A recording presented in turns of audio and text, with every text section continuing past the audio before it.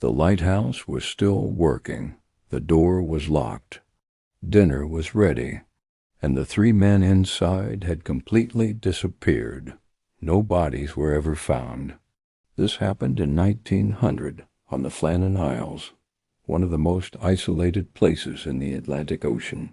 No towns, no neighbors, no escape. Only rock, wind, and endless water.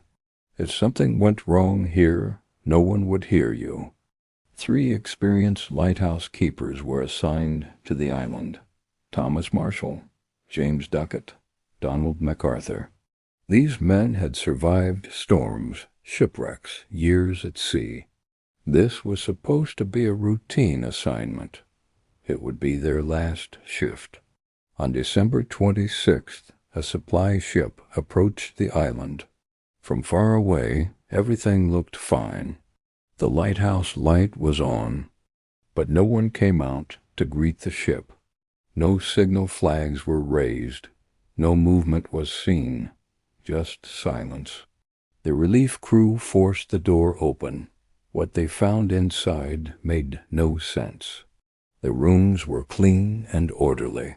The beds were made completely unused. A meal of meat and potatoes had been prepared and set on the table, but never eaten. It was as if the men had stood up in the middle of dinner and simply walked out. But it's one small detail that truly terrified investigators. In the entrance hall, 2 heavy storm coats were missing. One remained hanging on its hook. This should never, ever happen. Lighthouse rules were strict.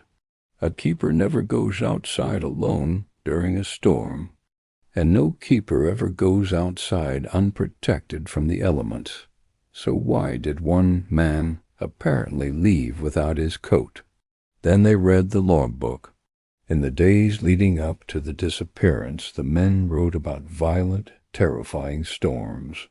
One entry mentioned one of the men, a tough, experienced sailor, was crying. Another described an overwhelming sense of dread. The final scribbled line read, "The storm is severe. God is over all." But there was a problem. Official weather records for that week showed calm seas and clear skies. There was no storm. So what were they so afraid of? Outside, the damage was shocking. Iron railings meant to protect the keepers were bent and twisted out of shape. A stone pathway had been ripped from the ground. Supply crates that had been secured high on the cliff were gone. Some rocks, weighing over a ton, had been displaced. Only a massive, unimaginable force could do this. A rogue wave large enough to reach the top of the cliffs and erase people from existence. But if that's true, where are the bodies? To this day there are no answers, only theories. Some believe a giant wave swept them away unexpectedly. Others think one man fell into the sea, and the other 2 drowned trying to save him. But none of these theories explain everything. They don't explain the untouched room.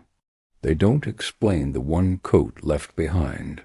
They don't explain the fear in the journal or the phantom storm. And most of all, they don't explain why not a single body was ever found. The lighthouse was eventually reactivated. New keepers were assigned, and its light kept guiding ships safely through the dark waters.